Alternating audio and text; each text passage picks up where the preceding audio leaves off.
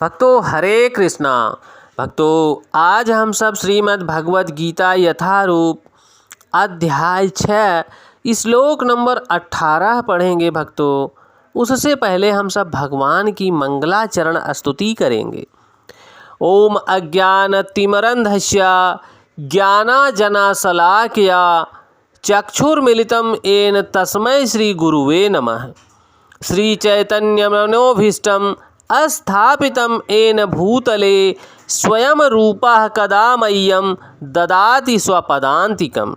वन्देऽहं श्रीगुरुः श्रीयुतपदकमलं श्रीगुरून् वैष्णवश्च श्रीरूपं साग्रजातं सहगण रघुनाथवन्दितं तं सजीवं साद्वैतं सावधूतं परिजनसहितं कृष्ण चैतन्य देवम श्री राधा कृष्ण पदान सहगण ललिता श्री विशाखान वितांस चा।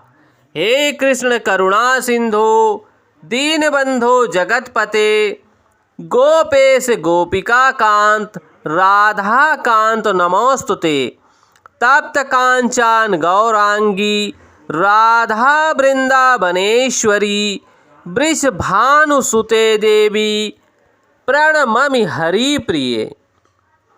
वाञ्छाकल्पतरुभ्यश्च कृपा सिन्धुभ्येव एव च पतितानां पावनेभ्यो वैष्णवेभ्यो नमो नमः। जय श्री कृष्ण चैतन्य प्रभु नित्यानंद श्री अद्वैत गदाधर श्री वैशादि गौर भक्त वृंद। हरे कृष्णा कृष्ण कृष्णा हरे हरे हरे रामा राम राम हरे हरे। हरे कृष्णा कृष्ण कृष्णा हरे हरे हरे राम राम राम हरे हरे। भक्तों भगवान इस श्लोक में बोल रहे हैं, कृपया आप सब ध्यान देना। यदा विनियतं चित्तमात एव वतिष्ठते निष्प्रयः सर्वकामेभ्यो युक्त इच्युत तदा। जब योगी योग अभ्यास द्वारा अपने मानसिक कार्यकलापों को वश में कर लेता है तो वह आध्यात्म में स्थित हो जाता है, अर्थात समस्त भौतिक इच्छाओं से रहित हो जाता है। जब वह योग में सुस्थिर कहा जाता है क्योंकि वह अपने मानसिक कार्यकलापों को भौतिक कार्यकलापों को अपने वश में कर लेता है और वह योगाभ्यास में दृढ़ हो जाता है। भक्तों यहाँ पर स्वामी श्रील प्रभुपाद जी स्पष्ट कर रहे हैं, कृपया आप सब ध्यान देना। साधारण मनुष्य की तुलना में योगी के कार्यों में यह विशेषता होती है कि वह समस्त भौतिक इच्छाओं से मुक्त रहता है, उसकी कोई इच्छा ही नहीं रहती, जिसमें मैथुन प्रमुख है। एक पूर्ण योगी अपने मानसिक कार्यों में इतना अनुशासित होता है कि उसे कोई भी भौतिक इच्छा विचलित नहीं कर सकती। यह सिद्ध अवस्था कृष्ण भावना भावित व्यक्तियों द्वारा स्वतः प्राप्त हो जाती है, जैसा कि श्रीमद् भागवत में कहा गया है। भक्तों आप सब कृपया ध्यान देना। यहाँ पर स्वामी श्रील प्रभुपाद की कृपा से श्रीमद् भागवत का श्लोक आ रहा है, कृपया आप सब ध्यान देना। सा वै मनः कृष्ण रविंदो वर्चंसी वैकुंठ गुणानुवर्णे करो हरे नाम मंदिर मार्जुनाम नदीषु श्रुति चक्रा अच्युत सत्य अथोदये मुकुंद लिंगलय दर्शने दशो तद्भक्त स्पर्शे संगमम घ्राणम च तत्पाद सरोज सौरभे श्रीम तुल्यस्य रसनाम तद अर्पिते पदो हरे क्षेत्र पदानुसर्पणे शिरो ऋषिकेश पदाभिवंदने कामम च दास्ये न तु कामश्च कामाय यथोतम श्लोक जनाश्रया रतिः।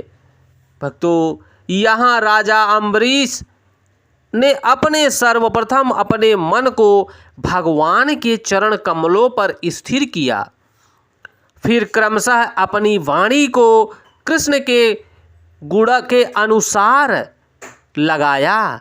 हाथों को भगवान के मंदिर को स्वच्छ करने, कानों को भगवान के कार्यकलापों को सुनने में, आँखों को भगवान के दिव्य स्वरूप के दर्शन करने में अपने आँखों को लगाया। शरीर को अन्य भक्तों के शरीरों का स्पर्श करने, घ्राण इंद्रियों को भगवान पर चढ़ाए गए कमल फूलों की सुगंध सूंघने, जीभ को भगवान के चरण कमलों पर चढ़ाए गए तुलसी पत्रों का स्वाद लेने, पाँव को भगवान के तीर्थ स्थल यात्रा करने तथा भगवान के मंदिर तक जाने, सिर को भगवान को प्रणाम करने तथा अपनी इच्छाओं को भगवान की इच्छा पूरी करने में लगा दिया। ये सारे दिव्य कार्य एक शुद्ध भक्त में सर्वथा अनुरूप रहता है, सर्वदा मौजूद रहता है। निर्विशेषवादियों के लिए यह दिव्य व्यवस्था अनिर्वचनीय हो सकती है, उन्हें विश्वास नहीं हो सकता, किंतु कृष्ण भावना भावित व्यक्ति के लिए यह अत्यंत सुगम एवं व्यवहारिक है। जैसा कि महाराज अम्बरीश की ऊपर वर्णित जीवनचर्या से स्पष्ट हो जाता है कि जब तक निरंतर स्मरण द्वारा भगवान के चरण कमलों में मन को स्थिर नहीं कर लिया जाता, तब तक ऐसे दिव्य कार्य व्यवहारिक नहीं बन पाते। भक्तों, हम सबको अपने मन को, अपने चेतना को भगवान के इस चरण कमलों में स्थिर करना है। भगवान के चरण कमलों का दिव्य दर्शन करते हुए भगवान की प्रेममयी सेवा करनी है। भक्तों, यहाँ पर भगवान की भक्ति में इन विहित कार्यों को अर्चन कहते हैं, जिसका अर्थ है समस्त इंद्रियों को भगवान की सेवा में लगाना। इंद्रियों तथा मन को कुछ ना कुछ कार्य चाहिए होता है, कोरा निग्रह व्यवहारिक नहीं है। अतः सामान्य लोगों के लिए, विशेषकर जो लोग संन्यास आश्रम में नहीं हैं, वह गृहस्थ आश्रम में हैं, उन्हें ऊपर वर्णित इंद्रियों तथा मन का दिव्य कार्य ही दिव्य सफलता ही सही विधि है, जिससे भगवत गीता में युक्त कहा गया है।